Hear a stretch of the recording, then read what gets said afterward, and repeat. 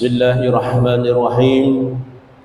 السلام عليكم ورحمة الله وبركاته. الحمد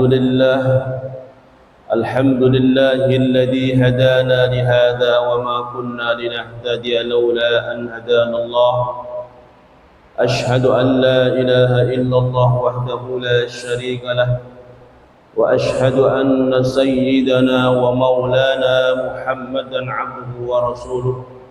اللهم صل وسلم هذا النبي الكريم وعلى آله وصحبه أجمعين. أما بعد، فيا عباد الله، أوصيكم ونفسي بتقوى الله، فقد فاز المتقون. وقد قال الله تعالى في كتابه الكريم وهو أصدق القائلين: أم حسبتم أن تدخلوا الجنة ولما يأتكم مثل الذين خلوا من قبلكم مستهم البأساء والضراء وزلزلوا حتى يقول الرسول والذين آمنوا متى نصر الله ألا إن نصر الله قريب. صدق الله العظيم وبلغ رسوله الحبيب الكريم، ونحن على ذلك من الشاهدين والشاكرين والحمد لله رب العالمين. Hadirin sidang salat zuhur rahimakumullah, mari kita bersama panjatkan syukur kita kepada Allah Subhanahu wa taala atas limpahan nikmat karunia-Nya, sehingga pada kesempatan siang yang berbahagia ini kita bersama-sama dapat hadir menunaikan kewajiban kita salat zuhur berjamaah. Harapan kita mudah-mudahan seluruh aktivitas ibadah kita hari ini berkenan diterima Allah Subhanahu wa taala. Tidak lupa mari kita sampaikan salawat salam takdim kita kepada junjungan kita Nabi besar Muhammad sallallahu alaihi wasallam, kepada para sahabatnya, keluarga beliau, dan kita sebagai umatnya. Mudah-mudahan kita akan mendapatkan syafaatul uzma nanti hari kiamat. Amin ya rabbal alamin. Jemaah sekalian, pada kesempatan siang hari ini izinkan Al-Fakir menyampaikan beberapa hal terkait dengan judul sabar. Sabar buahnya manis. Kenapa kita harus uraikan sabar? Melihat kondisi masyarakat sekarang ini, banyak terjadi orang-orang yang sakit, bukannya sakit jasmani. Kalau sakit jasmani banyak obatnya, bisa di rumah sakit, bisa datang kepada seorang dokter, diobati dengan obat khusus, dan insya Allah akan bisa mengobati sakit yang diderita oleh orang tersebut. Tetapi ketika manusia ini mengalami sakit batin, sakit yang tidak tampak tapi pengorban yang sangat hebat sekali dalam kehidupan manusia, maka kesempatan ini salah satu untuk mengobati penyakit batin adalah salah satu dengan sabar. Kenapa sabar merupakan satu obat penawar sakit? Karena sabar ini mengandung satu unsur penting dalam kehidupan kita. Jemaah sekalian, jangan sampai kita menganggap setiap musibah, setiap kesulitan yang kita hadapi ini merupakan bentuk murkanya Allah kepada manusia, bukan merupakan bencinya Allah kepada kita. Kenapa demikian? Kalau ini kita fahami bersama-sama, bagaimana dengan kondisi para nabi dulu. Para nabi Rasulullah tidak pernah lepas dengan namanya ujian. Begitu banyak ujian-ujian yang Allah berikan kepada mereka. Bukannya Allah benci kepada makhluk pilihannya, yakni para rasul, para nabi, tapi lebih daripada itu, Allah akan melihat manakah yang namanya emas, manakah yang namanya besi, manakah yang namanya mutiara, manakah yang namanya batu, pasir laut, manakah orang yang beriman dan manakah orang munafik. Karena orang kalau sudah diuji oleh Allah akan tampak keimanan seseorang atau tidak. Makanya Rasulullah ini begitu luar biasanya Allah menghadapi ujian dan ujian. Untuk apa ini semua? Ternyata Allah akan memberikan kelebihan-kelebihan hati oleh Allah kepada para rasul ini. Dan ini pun kita harus pahami bersama-sama. Tatkala kita mendapatkan ujian dari Allah dengan bermacam ujian, satu bentuk yang tidak boleh kita tinggalkan adalah kita harus mewaspadai semua ujian ini harus kita lewati dengan kesabaran. Jemaah sekalian, ada satu arti sabar. Kalau kita buka kamus Al-Mundhir atau kamus lain, sabar itu mengandung 3 arti bahasa. Yang pertama, sabar artinya redha. Orang sabar itu harus rela, redha. Apapun Allah kasih, itulah yang terbaik dari Allah untuk kita. Yang kedua adalah tahammul, yakni kita harus menahan diri. Orang yang sabar ini tidak mudah emosi, tidak mudah marah dengan kondisi yang terjadi, tidak langsung murka, bahkan memarahi orang lain. Kemudian orang-orang yang sabar ini adalah meninggalkan syakwa, tidak sering keluh kesah dengan orang lain, bahkan tidak sering mengeluh kepada orang lain.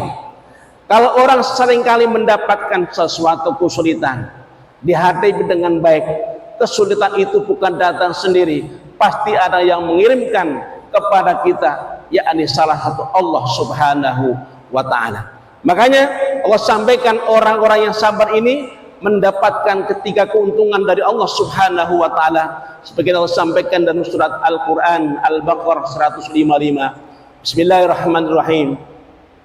Wa basyiris sabirin alladzina idza asabathum musibah qalu inna lillahi wa inna ilaihi raji'un ulaika alaihim salawatum mir rabbihim wa rahmah wa ulaika humul muhtadun.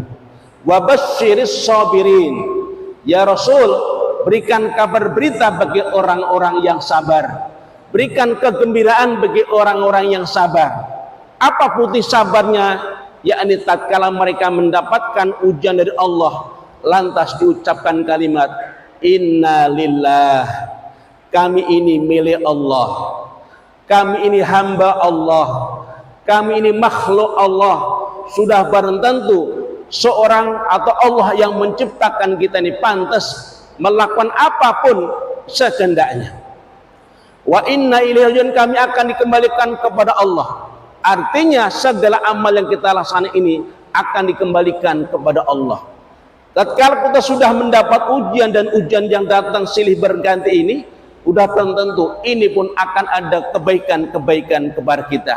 Apa kebaikan pertama? Kata Allah, ulaika alaihim sholawat. Yang pertama, mereka akan mendapat sholawat. Apa itu sholawat? Adalah maghfiratum minallah. Yang pertama, orang itu akan mendapatkan ampunan dari Allah. Kalau orang sudah diampuni Allah, bahkan kalimat wallahu yuhibbus sabirin, dan Allah cinta dengan orang yang sabar. Nikmat mana lagi yang kita akan cari selain kita mendapat cintanya Allah Subhanahu wa ta'ala. Bapak Ibu sekalian, tatkala kita sudah mengerjakan tugas mungkin di kantornya, tatkala kita sudah berupaya untuk maksimal bekerja dengan maksimal, ternyata atasan kita bukannya memuji tapi sebaliknya mencerca, menghina, bahkan tidak menghargai usaha kita. Bagaimana sakit kita punya rasa. Sudah usaha untuk maksimal kita bekerja dengan profesional, ternyata bukan harapan, bukan pujian, bukan penghargaan, tapi sebaliknya bagaimana rasanya. Sebenarnya kalau kita sudah merasa Allah cinta mengampuni dosa-dosa kita, apapun yang kita kerjakan pasti Allah pun akan berikan satu pahala besar kepada kita. Makanya orang yang sabar yang pertama adalah sholawatum mir rabbihim. Mereka akan mendapat sholawat. Apa sholawat itu? Mendapatkan ampunan dari Allah Subhanahu wa ta'ala. Orang kalau sudah diampuni Allah Subhanahu wa ta'ala, hidupnya luar biasa. Kata Allah, Wa ba'qas sabiru ghairi hisab, tidak adalah suatu balasan bagi orang sabar yaitu pahala ghairi hisab, tanpa hitungan. Artinya tidak dihitung, tidak bisa dihitung dengan hitungan manusia. Allah lebihkan begitu luar biasa ampunan pahala bagi orang-orang yang sabar. Yang kedua, warahmah, yang kedua mendapatkan rahmat. Apa itu rahmat? Mendapat kasih sayang. Bapak Ibu sekalian, kalau Allah sudah memberikan ampunan kita nih, yang kedua mendapatkan rahmat, kasih sayang, mana lagi yang kita akan cari? Sudah diampuni Allah, disayang Allah. Kita tahu orang kalau disayang Allah, apapun yang kita tidak minta Allah siapkan semuanya. Hidup ini Allah sudah siapkan semua. Kenapa? Itu bentuk rahmatnya Allah subhanahu wa ta'ala. Makanya kalau orang-orang yang sabar, yang kedua akan mendapat rahmatnya Allah, kasih sayang Allah. Kemudian wa ulaika humul muhtadun, yang ketiga orang itu akan mendapatkan petunjuk jalan dari Allah subhanahu wa ta'ala. Orang yang sabar akan diberikan Allah jalan terang hidupnya, tidak kesulitan, tidak langsung setiap jalan pasti ada jalan keluarnya, tidak sulit dalam hidupnya. Kenapa? Dengan kesabaran. Makanya para ulama mengatakan sabar itu harus dilangkai dengan 3 tahapan. Yang pertama, sabar ketika melaksanakan taat kepada Allah. Bapak sekalian, orang kalau taat ini harus sabar. Contoh sholat, orang kalau nggak sabar sholat pun tidak akan beres. Nggak beres Pak, selesai sholatnya. Gimana nggak beres? Ketika sholat takbir Allahu Akbar masih mikir yang lain, mungkin pikiran banyakan pada sholatnya, nggak ada manfaat sedikit pun sholatnya, cuma sholat gerakan, tapi tidak bernilai di hadapan Allah subhanahu wa ta'ala. Yang kedua, sabar dalam menghadapi musibah atau menghindarkan maksiat. Yang kedua adalah meninggalkan maksiat. Orang ketika ada maksiat depannya ini, ada ujian Allah dengan maksiat, dia mampu untuk melaksanakan tapi ditahan, tidak dilaksanakan, maka orang itu mendapat kedudukan yang kedua, yaitu kedudukan di hadapan Allah. Sabar tingkat yang kedua. Yang ketiga, sabar ketika mendapat musibah. Nah, ketika sabar ini telah Allah ceritakan dalam surat Yusuf, Pak. Mungkin kita sedikit menguraikan cerita tentang Nabi Yusuf. Nabi Yusuf ketika masih muda, masih kecil lah, diajak oleh saudaranya, minta saudaranya 9 orang, minta pamitan kepada bapaknya, Pak, boleh nggak saya ajak main Yusuf? Kata Pak, jangan nak, ini masih kecil, takut nanti kalau mau tinggal akan dimakan harimau. Enggak, apa saya jaga Pak. Ternyata di bawah ini Yusuf di tengah perjalanan, karena si saudaranya sangat tidak suka dengan Yusuf karena kedekatan dengan bapaknya. Akhirnya ketika jalan dia pun bikin satu tipu daya, ditinggalkan Yusuf katanya, ditinggalkan bahkan dimasukkan ke dalam sumur dan lepaslah bajunya, dilumuri darah. Datang kepada bapaknya, kata, Pak, maaf, ternyata benar Pak, Yusuf pun datang, binatang yang buas aku pun tidak sempat menyelamatkan, dan ini buktinya Pak, ada bajunya dimakan binatang yang buas. Tetapi bidamin kadhib, membawa baju dengan apa? Dengan tipu daya. Tatkala sudah begitu sabar Nabi Yusuf dicemplungkan ke dalam sumur, Pak, Allah pun datangkan pertolongan, diangkat itu Nabi Yusuf dan akhirnya masuk istana. Pertama, sabar menghadapi musibah. Yang kedua, ketika masuk istana, sudah lama hidup dengan tuannya. Ternyata Ibu Zulekho ini seorang wanita cantik, suaminya seorang jenderal kalau sekarang ini, begitu baik pelayanan. Pada akhirnya ketika suaminya pergi, berdualah di rumah, dikunci rumahnya, dikunci kamarnya. Pak langsung masuk, hai talak Yusuf, sinilah nak, dekati aku. Kenapa demikian? Karena ibunya ini ingin melaksanakan hubungan sesuatu yang dilarang Allah subhanahu wa ta'ala. Apakah Yusuf? Qala ma'adallah, maaf ibu, maaf, tuanku telah berlaku baik kepada aku, tidak akan mungkin aku akan fitnah, aku akan berbalas budi baik kepada bapakku. tapi aku akan berbuat kebaikan untuk bapakku. Tidak akan mungkin aku berbuat ini kepadamu. Akhirnya ditarik sana kemari. Akhirnya Nabi Yusuf keluar. Ketika keluar ditarik bajunya. Ketika keluar ternyata ada suami depan pintunya. Seorang wanita bilang, wahai suamiku, lihat anakmu sudah ingin berbuat jahat kepadaku. Tolong tangkap, masukkan penjara. Akhirnya karena belum tahu ini kondisinya, melaporkan kepada orang yang alim.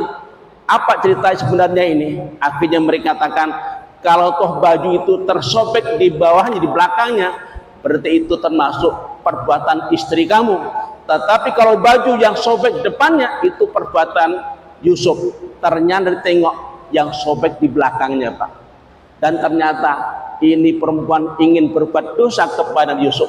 Tapi karena kuasanya, langsung dimasukkan penjara. Nabi Yusuf pun sabar. Sabar tidak melaksanakan dosa. Hampir saja berbuat dosa. Hampir. Allah berikan kekuatan dengan kesabarannya. Kemudian ketika sudah menikmati begitu luar biasa kekuasaan di Mesir, akhirnya Bapak sekalian, Nabi Yusuf pun mendapatkan tugas memegang bendahara, memegang satu bendahara raja. Dan ringkas ceritanya, datanglah saudara-saudaranya minta bagian. Ternyata tahu ini yang datang adalah saudaranya. Kalau dia mau bisa akan mencegah, bahkan akan bunuh, tapi tidak. Ketika tahu ini Yusuf, minta maaf nih saudaranya. Apa kalimat? La tasribalak, tidak ada lagi cercaan hinaan kepadamu. Semoga Allah akan mengambil dosa kamu dan Allah akan jadikan kamu kebaikan-kebaikan dan aku akan mendapatkan ampun dari Allah Subhanahu wa taala. Sekalian, dengan tiga konsep inilah mari sama-sama masuk Ramadan, mari kita siapkan kesabaran kita agar kita menjadikan kita orang-orang yang mutakin dan sabar sebagai tingkatan untuk mendekatkan diri kita kepada Allah Subhanahu wa taala. Demikian sedikit kultum yang saya sampaikan. Doa Allah berikan kebaikan dan kita bersama mudah-mudahan Allah Subhanahu wa taala berikan kekuatan iman dan Islam dan menjadikan orang-orang yang muttaqin. Al-Hadi Al-Fatihah. A'udzubillahi minasyaitonir rajim. Bismillahirrahmanirrahim.